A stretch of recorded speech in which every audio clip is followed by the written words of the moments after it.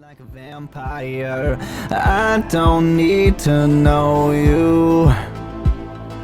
Come with me, I'll show you. You can find me backstage, I'm a party with a Nicolas Cage.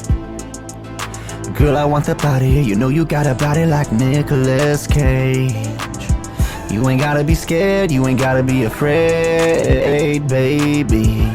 It's just you and me alone tonight with Nicolas Cage. Welcome back to Late Night Cage Fight. This is another exciting review episode. I'm here again with cage fighter Kevin. Thanks for coming back for this episode. Hey, my pleasure. We've also got cage fighter Steve and cage fighter Sean. We're looking at Willy's Wonderland. Totally not a takeoff of another popular franchise. Yeah, it has nothing to do with Willy Wonka. That's what I was going to say. Yeah, you're welcome. I like to just slide right in there. Everyone rips off Tim Burton.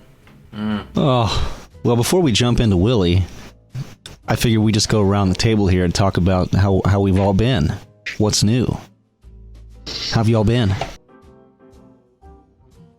Nobody Good. I mean, yeah, it's been a pretty exciting year. You know, we had New Year's, and then my dad died, and then I went down to Alabama, and then I came back from Alabama, and I've been just running all over Ohio, and now I'm about to go back to Alabama. So, you know, it's been pretty busy. Sorry to hear about your dad, Steve. Wow, that's your only takeaway? That's cool. All right. We're sorry to hear about Alabama as well. Thank you. Thank you. Thank you, Sean. Yeah, I know you've been pretty... Fuck you, Reese. Well, that's what I thought. How about you, Sean? What's new with you? I've been good, you know. We just recorded a podcast last week, so hasn't been too long. Still been watching some WandaVision. Oh, yeah. I figure we'll do another WandaVision episode at the conclusion of the series. I'll be excited because actually I missed out on the recording, but you guys inspired me to go watch the entire series up to this point over the last week, so... Really? I'm excited. Yeah. So I actually just got caught up, and I just watched the newest one yesterday. Oh, that's cool. What do you think about up to episode 5? We'll leave it at that. We don't want to episode 5? Yeah, because that's what we talked about last time. It's hard for me to go back and think of how I felt at that point. Because I watched 1 through 6 all in basically one sitting. Honestly, it's really good, and I really want to know how it's going to end and what it's going to lead into, knowing the MCU. That's as much as I really feel comfortable saying without being able to mentally divide where to stop. Yeah. Well, seriously, did you listen to our podcast episode? No, I was actually planning on listening to that during my drive tomorrow. I got 9 hours, so I'm going to get caught up on it. Shout out to Jordan Lowe for joining us and being our comic book guru guy. But yeah, it was a really interesting conversation. So I think you'll like it, Steve. Yes, I'm excited. Cool. Well, how about you, Kevin? What's new? Just busy. Yeah. Working. That's about it. But everything's going pretty good for me. But yeah, I'm glad I got invited back. And here and there I'll be able to do some. So. Nice. Yeah, so we will have some new art coming to us soon from our special artist, Gabe. And part of that art is going to be monthly. I'm going to have a template for a monthly post where we can post the 2 movies that are going to battle each other at the beginning of the month. So everybody will have well enough time to, I guess put their vote in. Willy's Wonderland. A fabulous time. I can't think of anything. I can't think of any theme park that looks more exciting than Willy's Wonderland. I also like how if you go to the IMDb page for Willy's Wonderland, the descriptive text still has it as Wally's Wonderland. So if you want to call it Wally's Wonderland, apparently they switched that title last minute or something. He still can. I think that page on IMDb, that's actually like a Mandela effect that was like updated from a different dimension. Oh yeah, could be. Yeah. I blame Wanda. But yeah, this is Gonzo Nic Cage. He's back. You know, last we saw Gonzo Nic Cage, it was Mandy, and everyone was saying this is the future of Nic Cage in movies. And I'm starting to think that it's true. We can expect to see a whole lot more Nic Cage just doing crazy shit and getting paid for it. And us all watching it, talking about it, and me spending a few hours editing it and uploading it, and then some people listen to it. There's going to be more of that, guys. And then maybe we get paid? Maybe? Eventually? Probably not. Okay. There's always a maybe. It really does seem like Nick has found his niche in the modern day cinema landscape. You know, what amazed me the most about this film specifically was the simple fact that Nic Cage doesn't speak. Yes. Is this the least amount of dialogue that Cage has had in a film? Yeah, I would think so. I mean, maybe there was an animated movie or two he was hired for, and he just didn't read lines. I was just disappointed really actually dumb. in the lack of... You know why he didn't talk, right? Why? There were no iguanas. Is that why? I don't know. I feel like it. It's had iguanas in all his movies lately. Speaking of that, there actually was a headline that from a Cinema Blend that was saying how Nicolas Cage's love of reptiles impacted Willy's Wonderland, and apparently Cage actually had them make changes to this movie because the specific quote from his agent, I believe, is Nick is into reptiles, he's into amphibians, he's into dinosaurs. He was the one that said, hey, make this thing an alligator, and this thing a chameleon, and this thing a turtle, instead of a regular mammal.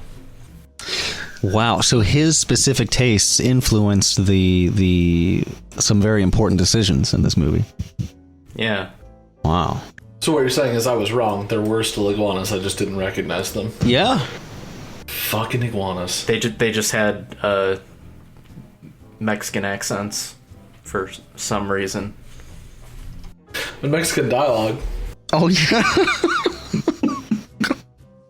This movie came out February 12th, streaming, early access, 1999 on all the services. It is, let's just read the description here. A quiet drifter is tricked into a janitorial job at the now condemned Willy's Wonderland. The mundane tasks suddenly become an all-out fight for survival against wave after wave of demonic animatronics. Wave after wave? Really? That's kind of an overstatement.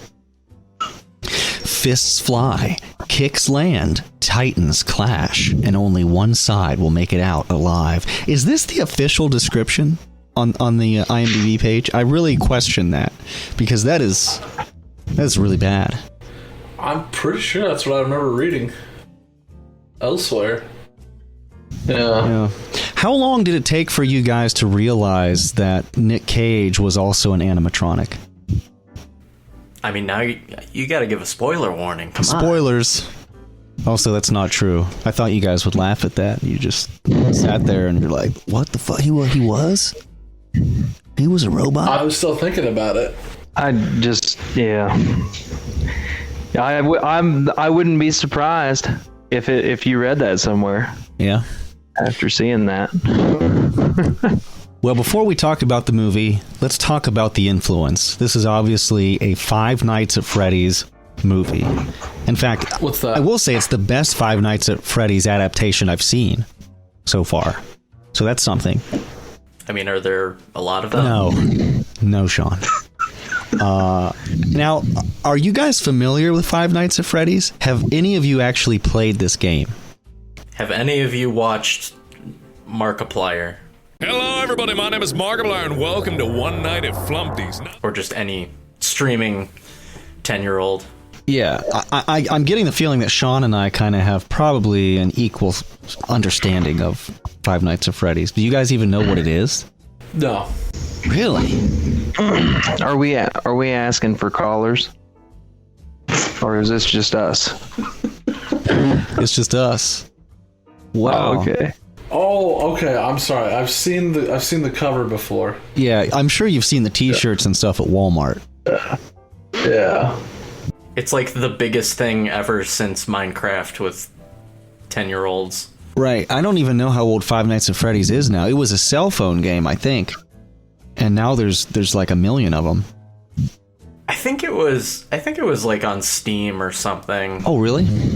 Yeah. I mean, it's an indie game, very simplistic gameplay. I mean, you're Released essentially for Microsoft Office in 2014. Windows Phone version was also released. Windows Phone. Whew. Well, first it was on Windows, and then a Windows Phone version was released. Yeah, you're essentially just switching between different security cameras, trying not to get jump scared. Right. Yeah, so in the game, these animatronic creatures are creeping up on you, and you got to check the security cameras to see where they are before they jump out and attack you. So we got that out of the way. It's a Five Nights at Freddy's unofficial adaptation. Adaptation, by the way, is also a Nicolas Cage movie. He does not fight animatronics in it. All right, Kevin, you don't know Five Nights at Freddy's. Do you know Chuck E. Cheese or Showbiz? Yeah, I mean, that was the first thought that at the beginning of the movie. Yeah. When I first saw those, I was like, man, I'm at Showbiz Pizza again. Yeah. I remember the tail end of Showbiz and when it became Chuck E. Cheese. And I used to have a blast there, man. I loved going there. I'm trying to remember. I feel like I remember an old movie with the same premise. Well, killer animatronics anyways. But it might just be Nightmares of Chuck E. Cheese. I'm not entirely sure. I thought maybe we would learn why the hell Nick Cage came there to kill these fucking things. Just passing through. What you must have missed, Kevin, is that this is actually the spiritual sequel to Jiu-Jitsu. So after he didn't get to join in on the World Martial Arts Tournament, he went on a quest. And he joined a biker gang that later went on to become the biker gang in Mandy. Yeah. The alien was actually the first animatronic. Oh, I like that. That's right. Yeah. I used to go to Chuck E. Cheese's a little bit as a kid. My dad was kind of thrifty, so instead we would usually go to Mark's Pizza Palace instead. This is Mark's Funtime Pizza Palace. Everyone comes here for family fun and great pizza. Yeah, the pizza. Having this much fun has to work up an appetite. You bet. And Mark's lets the whole family have a great time and great pizza. Did you ever make a pizza at home? Which, Yeah. for those of you that live in Ohio, may know the lower-end grocery store Mark's. Well, back in the mid-90s, they had a rip-off Chuck E. Cheese's. No way. Yeah, and they used the frozen pizza that they had at Mark's that they sold there. I'm sure a few of those animatronics were probably possessed by the devil at some point. You know, I just know as a kid, when I would go to Chuck E. Cheese, I never thought about having to fight one of those motherfuckers. I was enjoying myself. I loved that pizza smell, that kind of dank, you know, little kids running around playing skee ball kind of smell. Yeah. And I mean, it was all fun and adventure for me. I never felt threatened or anything. So I just wonder whoever came up with this idea in the first place, what they were thinking. Were you kind of insulted, Reese, that you didn't get asked to do the part of the gorilla? Yeah, I was. Yeah, thanks, Kevin. He's referencing my gorilla role. I was a gorilla for the public access show in Northern Virginia called Monster Madhouse. So if you type my name into IMDb, I have 1 credit, and it's for that. So, I was the gorilla, yes. I did think about that, yeah. I was like, man, that would have been awesome if I got to fight Nick Cage in the bathroom. Think we can get the rights to that character? You know, never say never. I mean, I'm pretty sure that if we send a proposal to Nick, he might take us up on it. Yeah, I have a whole notebook full of proposals for Nick. I'm just waiting. If you fight him in the gorilla suit, I'll fight him in the Oreo costume. Awesome. That would be amazing. All you gotta do is just add lizards to your movie and you got them. Probably a significant amount of money as well. I mean, dude's gotta make some bank here. I also have to say, once they introduce the lead actress, I'm like, please God, Nick Cage, don't go home with this girl at the end. Don't do that. She's like 17, 18, right? Yeah. When their eyes locked on, I was just like, oh God, right? Damn it. Yeah. I actually assumed that they was going to have sex with her at some point, so I was a little disappointed. I like how Steve is the realist here. Well, yeah, I was expecting, some silent grunts of some sort. Emily Tosta, I assume that's how you pronounce her last name. You're talking the little sister, the girl from Resident Evil? Is that who she was? I'm pretty certain. I've never been wrong about an actor or an actress in the past. That's true. I don't recognize her, and I don't see Resident Evil listed here under filmography. Yeah. That would be her older sister. So Emily Tosta plays Liv, who is a high school girl, I think, who begins the movie getting handcuffed to a radiator.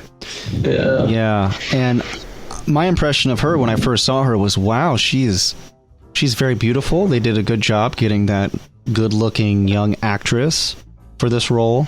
And then you start to listen to her talk, and you hear her lines and how she says her lines, and then it's kind of awful. This town has a dark history, and it all starts with this horrible place. Maybe it should have been a silent film. And then you meet all her friends who have even worse lines, and you think, okay, this is the fodder. I knew immediately all these people were going to get killed. This is if you haven't figured out by now, this is a very B movie. Even with some pretty cool effects at times, some good camera work, I guess, arguably. It looks good, but it's a total B movie. Michelle Rodriguez. Thanks. Yeah. It's not Michelle Rodriguez. No, it's her little sister. It's not, though. It is. You don't even know.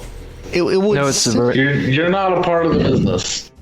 It's the brave little Tosta. Yeah. Yeah, it's a B movie, guys. I mean, what did we expect, though? Everybody out there's going like, well, yeah, I mean, duh, it's Five Nights at Freddy's movie with Nick Cage. Of course it's going to be a B movie. Yeah, and that's fine.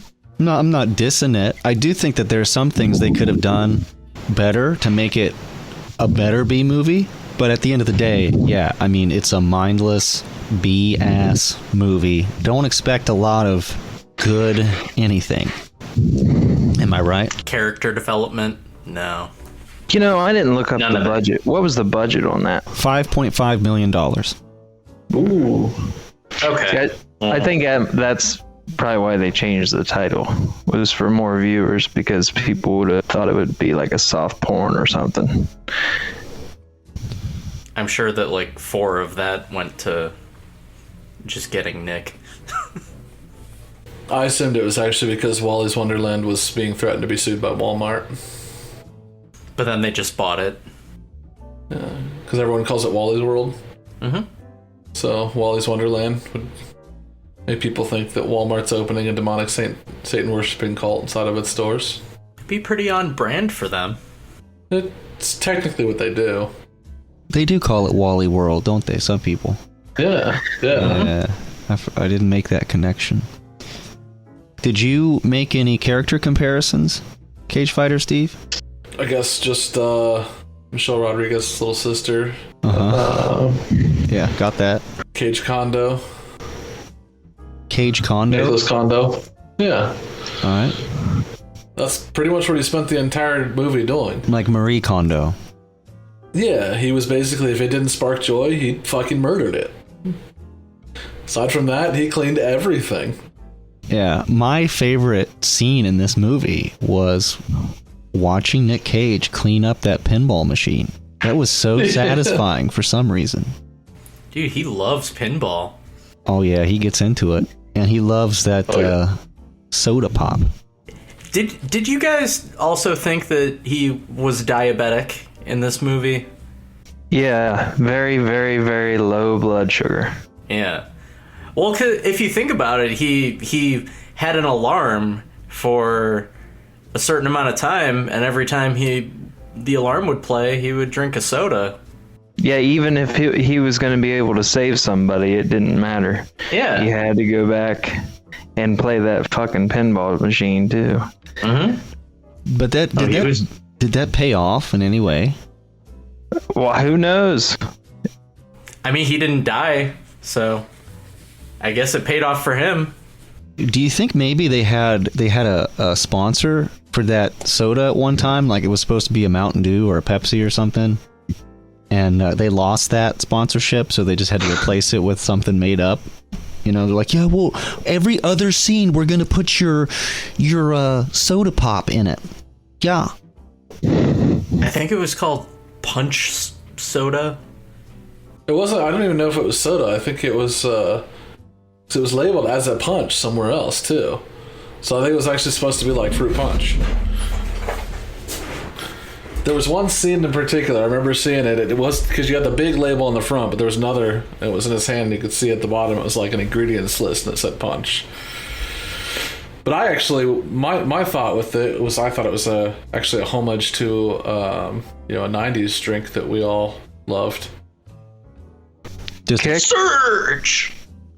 No, Tang. It's kicking the glass. Hey, it's a kick in a glass. Tang. I assumed this was a punch so you could kick some ass. Kick had a warning on it. That's right. Yeah. Oh. Wow. Yeah. Yeah, old Nick was guzzling them things. He didn't even have a name in this movie. He was just Guy. Janitor guy. He was just janitor, yeah, in the credits. All right. I mean, we can very briefly talk about what happens in Willy's Wonderland. Well, Nick Cage, he's driving through, what state is it? Was it Alabama? Have you been to this place, Steve? Is that where you're going? Yeah, actually. All right. We're installing new animatronics because the last one's mysteriously disappeared. Oh, wow. That's a big job. So old St. Nick is driving his really, really nice sports car. Fucking Camaro. Which is probably his personal car. They probably bought him the car just so he'd be in the movie. That's probably true. And he ends up driving over these spike strips, right? Is that what you call it? Dang, road spikes. Yeah, nail strips. And of course, that totally just wrecks his car. Wherever he's going, he ain't going now. So old Bubby with the Slim Jim says, hey, bring it over here in the shop and, we'll get you set up. But, you're going to have to pay for this. And old St. Nick is like, yo, bro. Of course, he doesn't talk. He's using sign language and sonar or something. He's like, yeah, I don't have money. And old Slim Jim is like, well, here's the deal. If you stay a night at Willy's Wonderland and clean the whole place, we'll just call it even. I'll have your car fixed up and it'll be fine. It's a job. Which I'll be honest, at that point, I really thought this was going to be a Scooby-Doo movie. You know what I first thought of that garage? What? I really thought it looked like the same garage from Gone in 60 Seconds. Oh, really? Mm-hmm. It really reminded me of it. Yeah. I think I would have rather watched that. But that was actually my note at that point. It was Gone at 75 Seconds. Yeah. I think you're forgetting a big plot detail right now. Tell me. And it's just how fucking cool Cage looks. He's just got his leather jacket and his sunglasses. He's waiting for the tow truck. He just like pulls down his shades and wink, just cracking open a cold one. He looks just like Arnold Schwarzenegger in The Terminator. Yeah. Mm-hmm. I love how they say they don't have internet in Hayesville. They were gonna get it, but you know they're off the grid, completely off the grid. So old Saint Nick, he goes to Willy's Wonderland and he meets the owner. Yeah, Texas, just like the state. Just like the state. Arguably, I'm going to say the best actor in the movie. Spend the night cleaning Willy's Wonderland, and I will pay to have your car fixed. You're talking Colonel Sanders? Yep, Colonel Sanders. Colonel Sanders says, here's your stuff. Does he talk about a little bit of the history of Willy's at that point? Yeah, when he just tells him that the place was doing really good. We had birthdays and everything, and then so he just said something about like accident or something like that, and right. then that pretty well shut him down.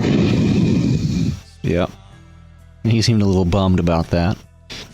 Nick starts his night cleaning, and I gotta hand it to him. He's an excellent janitor. There's a lot of cleaning in this movie, so if you are a fan of DIY or cleaning YouTube channels, you're going to want to check this out. And soon enough, we have our first animatronic, the Ostrich.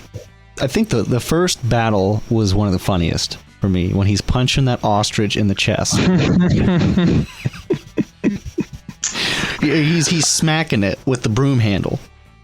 Yeah. You know, and then of course it becomes a real fight. The ostrich wounds Nic Cage, and he's got this cut on his face, and he patches it with a strip of duct tape, which becomes his go-to bandage accessory in the film. And then he proceeds to just annihilate this ostrich.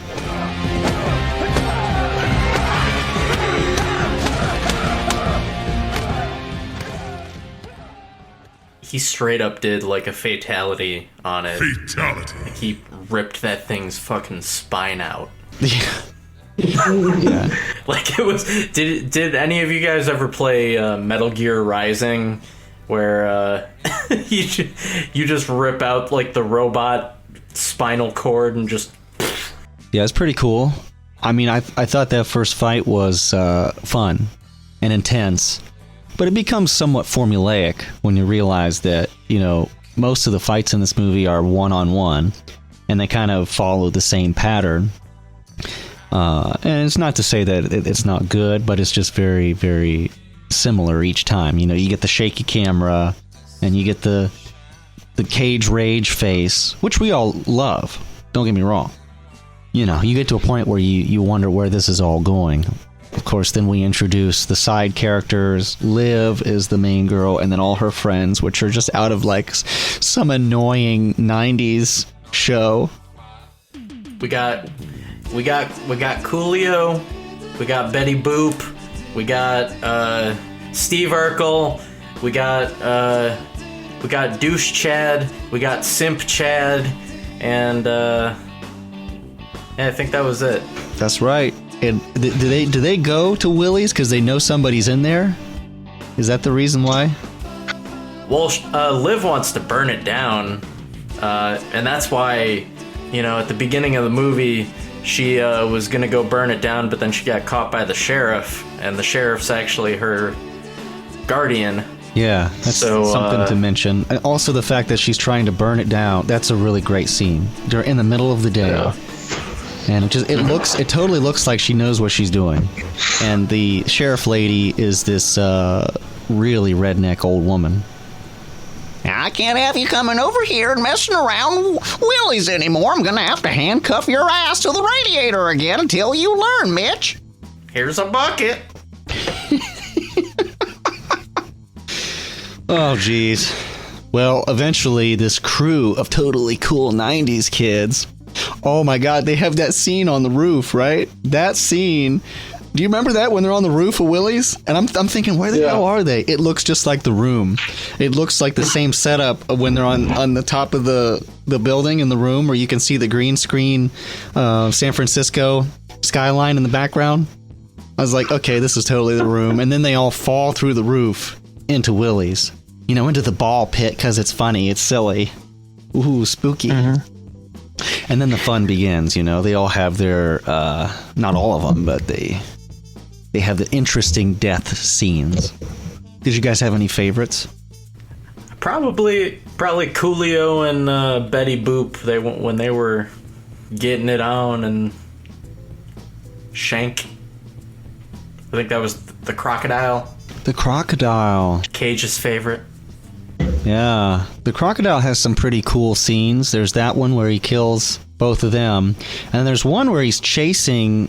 I think he's chasing Liv through the, I don't know, air conditioning or something. Yeah, she's up in the air conditioning vents. Yeah, and I mean, it was obviously an Aliens homage. That's what it looked like to me when the alien in the movie is going after the Marines and stuff. Yeah. You weren't thinking like Mission Impossible? I wasn't thinking Mission Impossible. No, but that's also, yeah, it's possible. It's not impossible. Is it Kim possible? Did you think that this is a kids movie? No. Minus the one sex scene, but like you didn't think it like taught kids that if they're good and they clean their room, their stuffed animals won't attack them. That's a good point. I think there are some parents who might get something out of this for their kids. I would never use this as a learning tool. But yeah, maybe. Me neither. Yeah, me neither. I wouldn't do that. I just feel like if that were true, why didn't they just let Nick do his job? Why are they always trying to kill him and stuff? Of course, then we get the backstory, and I mean, these are huge spoilers. We're all wondering, right? You put a movie like this on, why are there animatronic creatures? What the hell? Why do they come to life and attack you?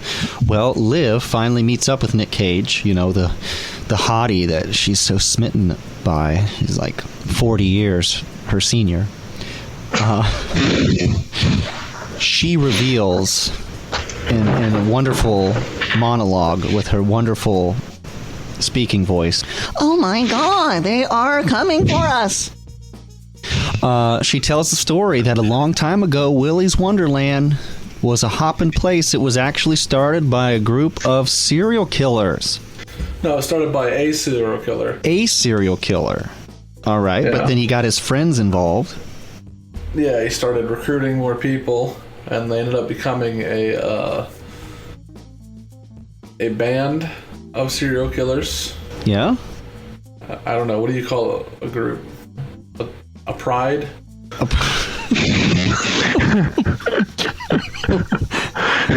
Yeah. Whatever the correct terminology is. Multiple serial killers. Right. And they just started killing families. Yeah. They would kidnap kids and promise to tell them that there was cake downstairs, but the cake was always a lie. The super happy fun room. Yeah. That's right. That's where Coolio. It ain't no fun. No.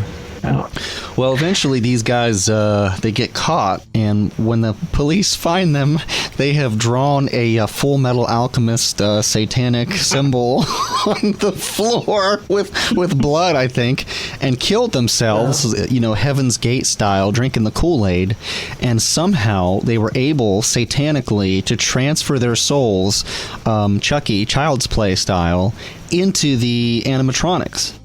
And so now it's a ritual where, as long as the town, who is really represented by, I think, the police lady.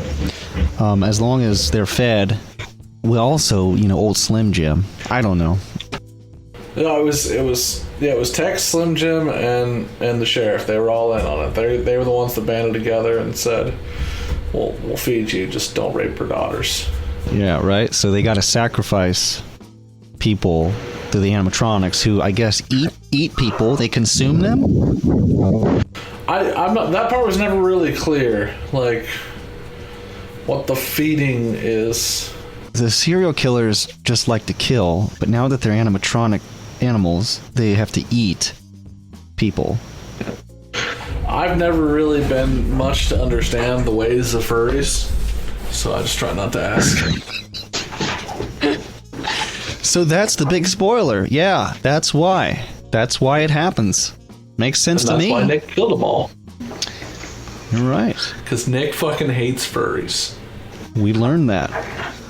Yeah. Very good. And scalies, I guess, technically. Scalies? Is that what you call them?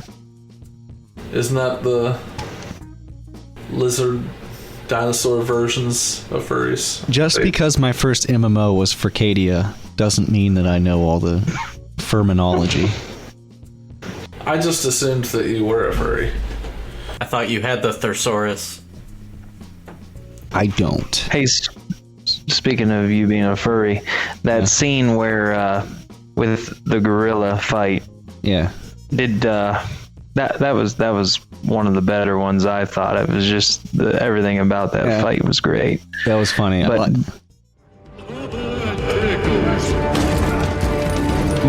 did you think when with the mirror it's saying it's your birthday in blood? Mm-hmm. I was just thinking, I know what you did last summer. Oh yeah. When I saw that, but that's another message is don't get all worked up about your birthday. It's not a good thing. Kevin, you really took a lot from this film. Yeah. I think I was just too distracted by the gorilla on God action sequence to notice.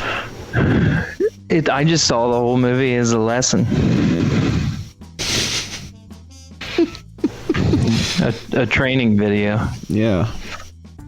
All right. Well, the rest of it is Nick Cage annihilates these things over and over, and the old sheriff lady, she gets a call from one of the kids who's like, "Oh God, help me! Oh, I'm at Willy's," and she's also training this new deputy, right? I think he was like standing in from another county.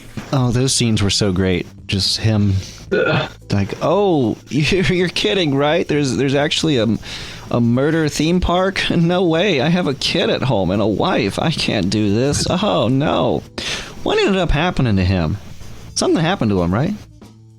Yeah, he was eating in the park. He was eating out on the side of the road. Oh, that was the turtle.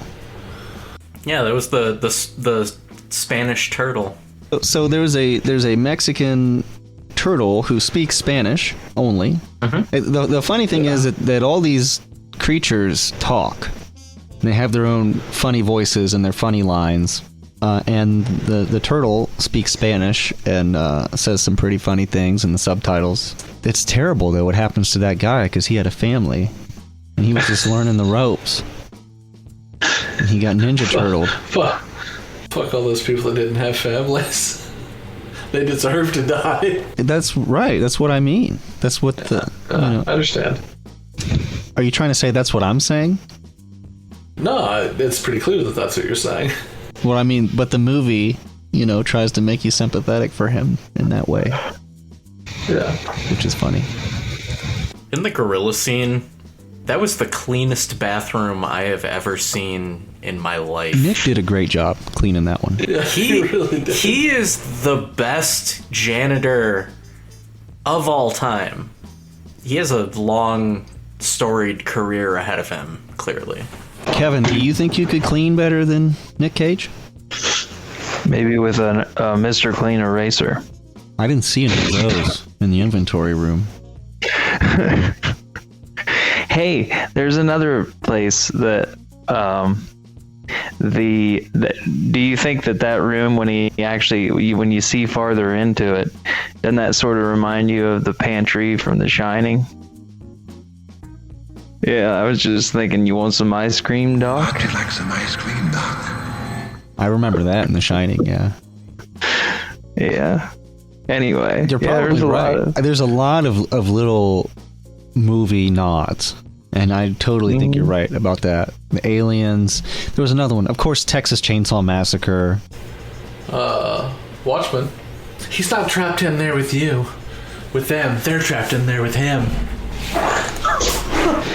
Remember that? When they were taking away... I was trying to remember what I heard that from. Uh-huh. I think the deepest this movie gets is when the one 90s kid is hiding for his life, and there's one animatronic female one. I don't know what is it, like a salamander thing with the long hair? No, that's it. It's a frog. Is it like a chameleon thing? Is that what it is? I don't know. Frog.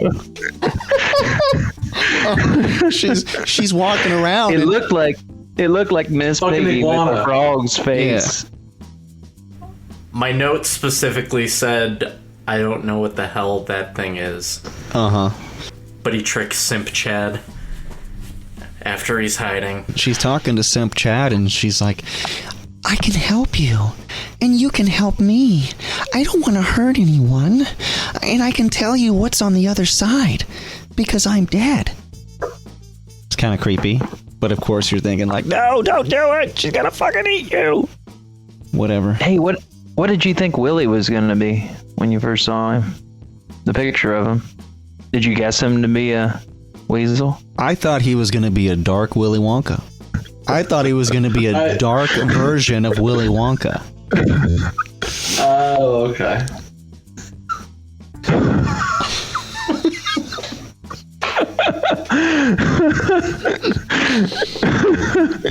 It's probably good they didn't make it a bear. Make it different from Freddy Fazbear from Five Nights at Freddy's. Yeah, well, he would have gotten sued, I'm sure. Oh, I'm sure. The one thing this movie did for me was it made me really want to see a well-done, dark Disney World kind of movie with an evil Mickey Mouse and stuff. Something that's actually well done, not a B movie, but just super creepy. Like Epic Mickey? Just dark steampunk Disney? Dark steampunk Disney, but super dark and twisted, like Twisted Wonderland. That's a Disney thing they have right now in Japan. But it's more hot teenage boys. It's a girls thing.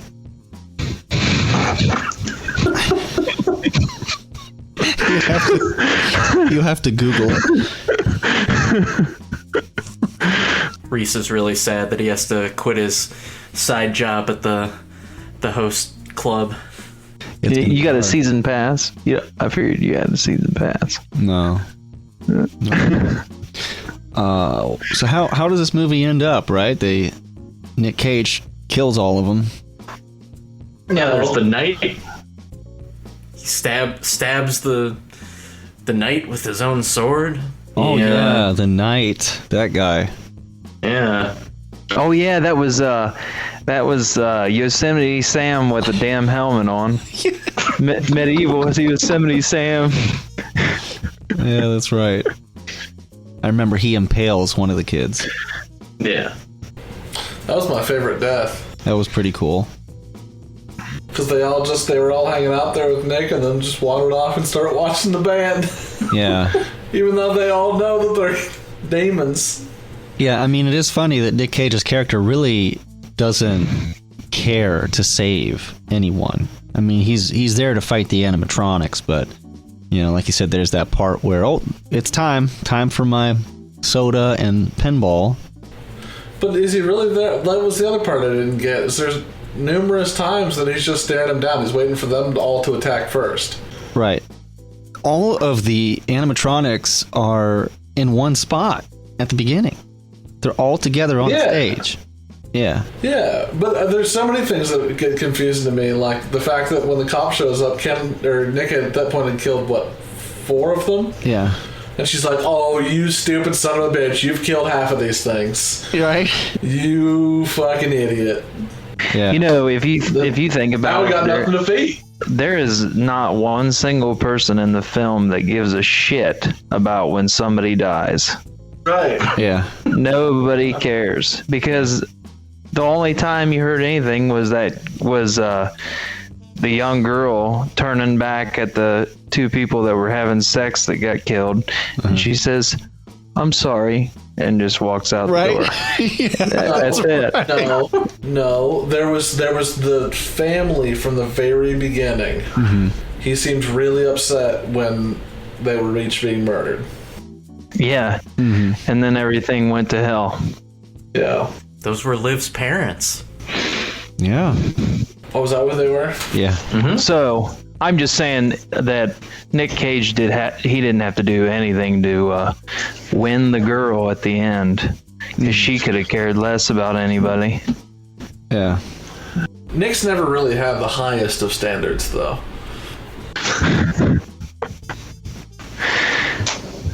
I like how Nick went like full Peter Jackson's King Kong on that crocodile. Yeah. Yeah. I really wonder how much input Nick had in his role, what he was going to do in this. He was apparently very intrigued about the idea of a non-speaking role. Yeah. Especially in a horror movie. I mean, he was pretty much Ryan Gosling in Drive. Yeah. Wear the jacket, be cool, beat the shit out of stuff. I was expecting him to have guns in this movie. Oh, really? Maybe this was his way of speaking multiple languages in one movie. He didn't speak any language. It's pretty universal, isn't it? How does it end? How do we stop the curse? Nick's got to take on Willy. I'm pretty sure he fought Willy, and ripped his fucking head off or something. Mm-hmm. Yeah. Something like that, yeah. Yeah. But then Tinkerbell's. Yeah. Tinkerbell, before I forget, she also has she does this like cartwheel flip thing, and that is a nod to Blade Runner, the character of Pris, who is a replicant. I think she was modeled after that. That's my theory. But she's the only survivor out of all of this, and I have to say, her final scene, one of the last shots of the movie, I think just hurts this movie so much. It's so cartoony. Because, at the end of the movie, Nick Cage, he's taking out the trash, right? All the busted up animatronics, and then also the bodies of the kids who were murdered. And old Bubba's out there. What happened to the police lady again? I know she dies. What happened to her? Oh, Willy killed her. Oh, that's right. She was ripped her dang head off. Yeah, that's right. Yeah. He just sliced her in half, like. Oh, that's right. At the hips. That was at the hips, and she must have had to take a shit, because did you see the shit fly up out of the bottom half? Oh yeah. If it'll come whatever way it has to get out of your body. Yeah, that was a cool practical effect. I like that. I was impressed by that, and I can't believe I forgot that was her who got ripped in half. Mm-hmm. But I mean, you notice that, Mary Sue, Nick Cage, none of this can ever happen to him. I mean, he got pretty beat up, though, by Willy. He got scratched up good. That was only a round 1, though. Yeah, and it only made him look cooler. Yeah. He just got his sack of cola and his broken broom handles and went full Tony Jaa on his ass. He did. Yeah, what if you found out Tony Jaa was in the Willy suit? That would have been funny. Well, that was the last motion, right? I thought he was actually going to unmask him. Right, Scooby-Doo style. Yeah. And it would have been old it was Bubba or something. it was old Tex all along. Oh. It was Ted Cruz all along. Yeah, I really was scared. Actually, it would have been the Democrats. They were stealing kids. So. Oh, that's right. That's right. Thanks, Steve. I was really scared though that you were going to find out that Cage was like a runaway animatronic. Something like that. I thought the opposite. You find out that more of the characters were robots. Because there's I missed that the little girl was the one from the very beginning. I actually thought it was going to be Nick, and that he had escaped and like spent his life training to come back and like take these things out. You know, like warrior style. That would have made sense, other than this, completely seemingly random. Who is this guy? Why is he driving through here? And it's like, it doesn't matter. It's about Willy's Wonderland. I think it would have been more believable if he was on a motorcycle, because then I could have believed it. But the sports car is what threw me off. Yeah. I see. Motorcycle boy could have handled that. Yeah, motorcycle boy. Hell yeah. Rumblefish reference. I love old references. So, Nick Cage, he gets his car back. He gets the girl. He drives off into the sunset again. And you think that that's the end. But you find out that the Tinkerbell girl wasn't completely destroyed. And she walks over to the car with Bubba and Tex. She catches it on fire with gas or something. It looked like she stuffed rags down their gas tank. Oh, that's it, yeah. She thought to stuff rags in the gas tank and light it on fire and have a one-liner before it blew up. It was very cartoony, I thought. And then the turtle's still alive. And oh, that's right. I don't know why, but that scene when they run over the turtle, that just reminded me of like the human parts of an old Godzilla movie for some reason. Yeah, it was pretty cheesy. That's right. They hit the turtle on the way out, and then right before the sex scene that this has all been building up to, it just ends. So Willy's Wonderland is really just blue balls. Oh, you didn't see when they hit the turtle, they were fucking going down the road. You didn't see that? No, I didn't. I didn't see Oh, that. yeah. Oh, yeah. You think... It actually was a Tesla, the self-driving car. Oh, yeah, so Tesla. They don't need to watch the road. Get right to business. And anyway, that's how they got the title. Maybe the real Wonderland were the friends that we made along the way. Why didn't the song... We'll talk about the music. I think it should have ended with... Just as you explained, Kevin, and then it should have ended with the song, Your body is a wonderland. Was that John Mayer, I think? That would have been the perfect ending theme. But, I felt like this movie was trying to be super video gamey. Maybe not super, but it was supposed to have that retro video games feel to it. Right? Would you agree? Is that why it had Nick getting visibly hard at pinball? Yeah, of course. Actually, the pinball dance was all him. It was all Nick. Oh man, if you're very around zombie-landish. If you're around other people, and you watch that last pinball scene where Nick is really, really kicking ass, it's hard not to get, excited. That's all I'll say. When he's dancing? Yeah, when he's dancing, but I mean, it's a little more than dancing, isn't it? He's got that big Nick energy. It does, yeah. But the music's okay. I don't think the music's bad, but I felt like it would have been more stylistic if they'd used like video game style chiptune music or old school 80s style synth pop stuff. There's some of that. Yeah, I did like that they had their own songs that they made for Willy's Wonderland. That's the big one, of course. It's your birthday, and when you do have fun. And that made me feel like a kid again, because I just remember looking Chucky in the eyes, Chuck E. Cheese. You know, he would just look at me and say, Reese, it's your birthday. Hope you like your pizza. And I was in heaven every time he said that to me. So that was a nice throwback. And then there was another song, too. Willy had a song. It was okay. Remember that?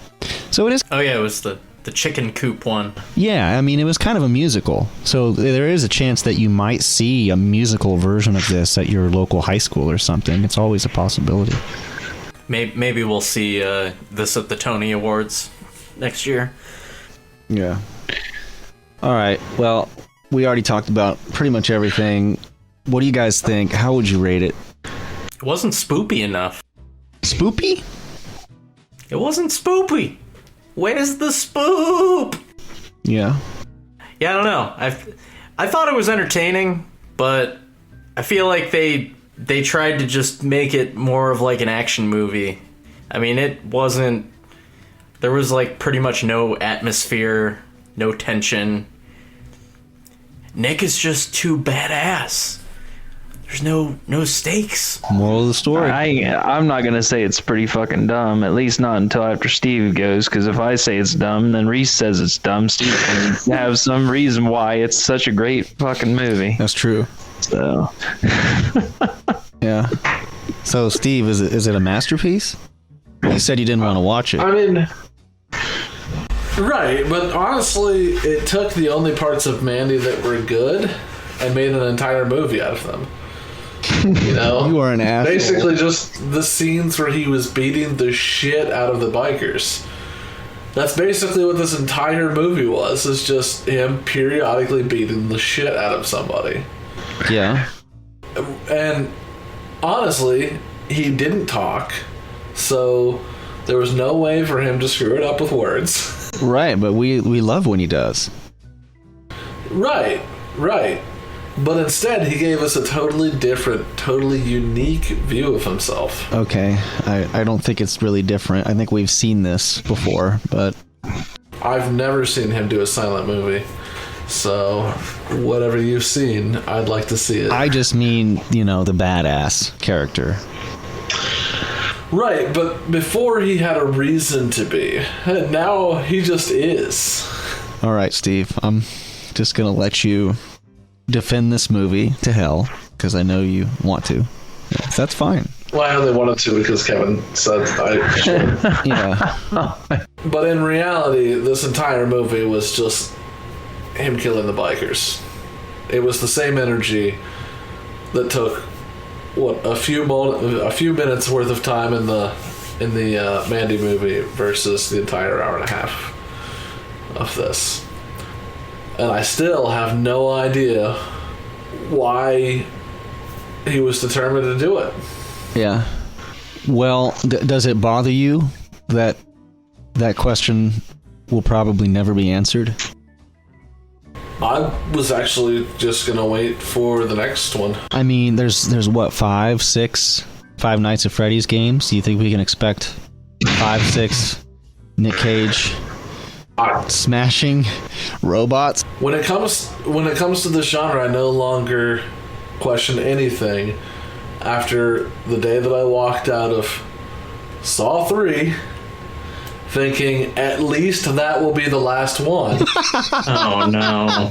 Yeah. At least. That was literally the statement. We were so excited, we stayed up, we made a movie, like a comedy movie in homage to just horror movies. We watched Saw 2, we went to the midnight release for Saw 3. We were so excited, and it was such a disappointment that the only thing we could take away is that at least it ends with this. And then they made 4 or 5 or I don't know how many fucking more. Yeah, that's true. We did. We're like, this really sucked, but at least it's over. So I can only assume that because there are questions, that there's always an opportunity for them to come back and have a sequel to this. where you find out that Nick is essentially like fucking Vampire Hunter D or something. Yeah. Final thoughts, Kevin? Yeah, I just think it pretty well sucked. Yeah. It was funny though. It was funny to see just how far they were gonna go with this shit. Yeah, it was. I wish I could have watched it with you. It's one of those I would have gotten a lot more out of it if we had all watched it together in the same room. But yeah. I started laughing from the beginning because I was like, it was just typical Nick at the beginning, and then I'm like, here we go. Yeah. You didn't even know it was Nick for like the first 10 or 15 minutes because every shot was either an extreme close-up or extreme far-away shot. But and you probably couldn't tell with his sunglasses on either. That's true. Right. Yeah, it's very that's understandable. But anyway, yeah, it was. Is that what happened to Showbiz, though? I don't think so. Is that like so. the Showbiz story? No. There is a really good documentary, Sean, about Showbiz, the Rock of Fire explosion. And it's actually pretty cool. It's about these guys who went to showbiz as kids, and they fell so in love with it that when they became adults, they built their own Rock of Fire explosion band experience in their garage at their house. So you can go there and see it just as it was. They actually bought the old animatronics and stuff. It was only like 2 or 3 years after they had built this thing that they realized that they didn't really quite know where they got them from, and they came to life and started killing their family members, and Nick Cage had to come and save the day. So just check it out. And he won't talk about it. No, he won't. He's mum. Mum is the word.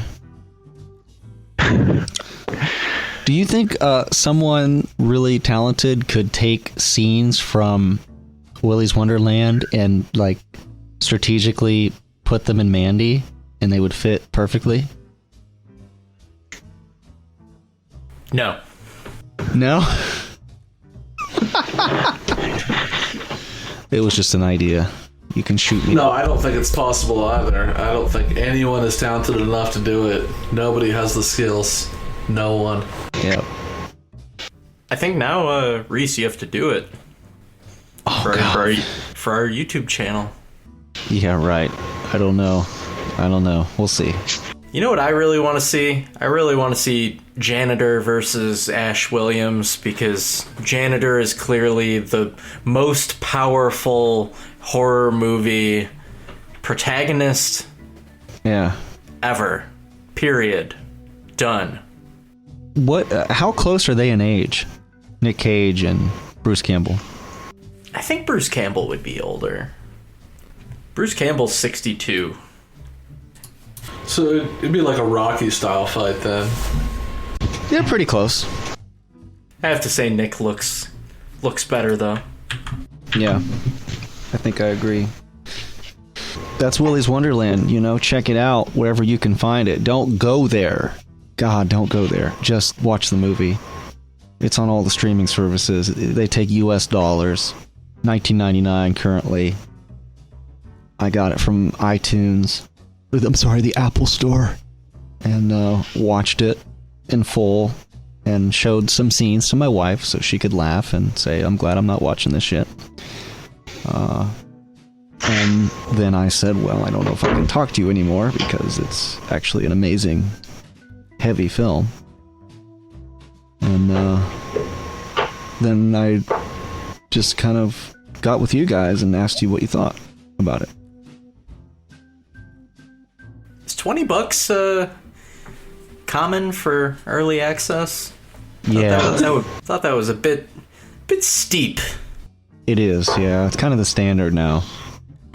I think what Sean's trying to say is that what's the money back guarantee on this movie, and will you expense it?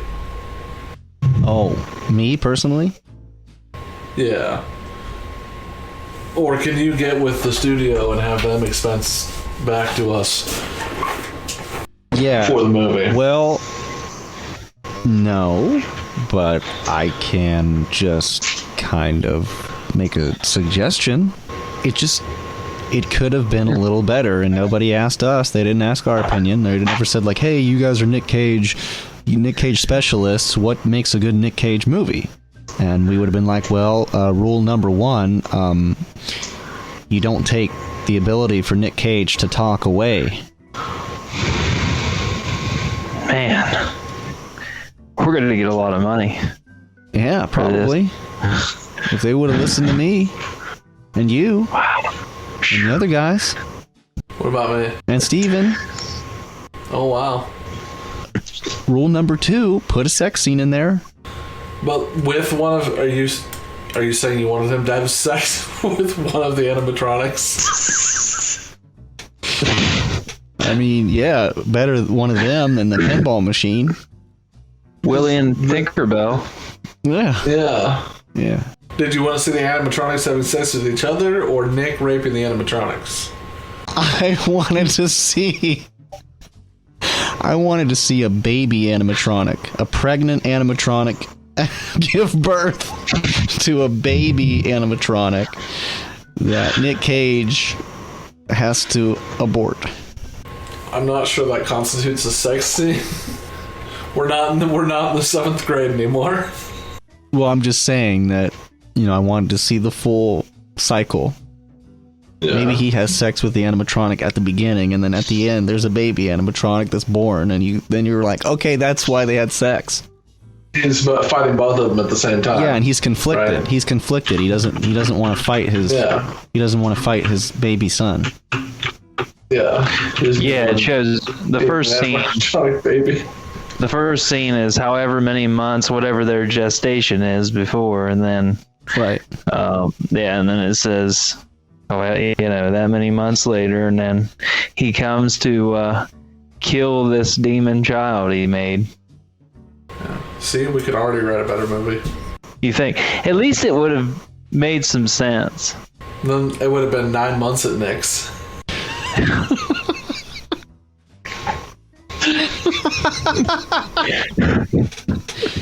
Yeah. This would be a good time to mention our sponsor, St. John Newman Roman Catholic Church in Strongsville, Ohio. Encountering Christ, serving others. Now with a mass buffet before every Sunday service. It's also the only Catholic church in the country with a fully animatronic priest.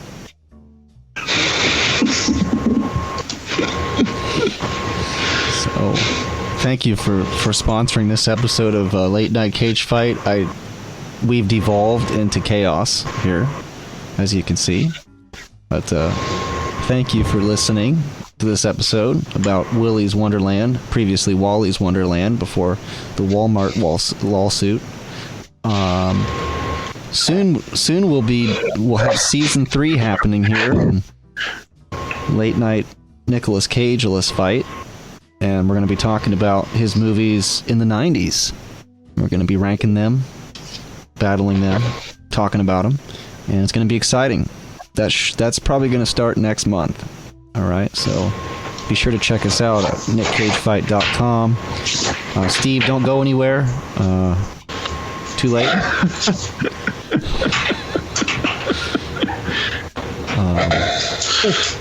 He was just so offended by the remake of Face Off that...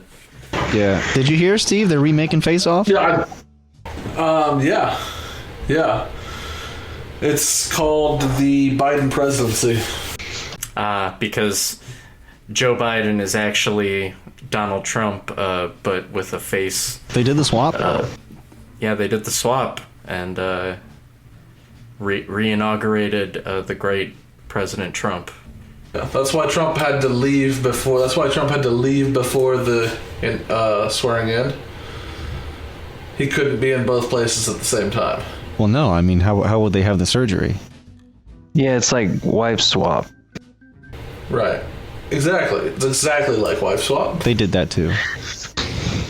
Well, this was another exciting episode of Late Night Cage Fight. I hope you enjoyed it, everyone. Stay tuned for more exciting stuff here at Late Night Cage Fight. And thank you, Sean, Kevin, and Steve for joining me. I'm glad you all loved this film as much as I did. It was tremendous.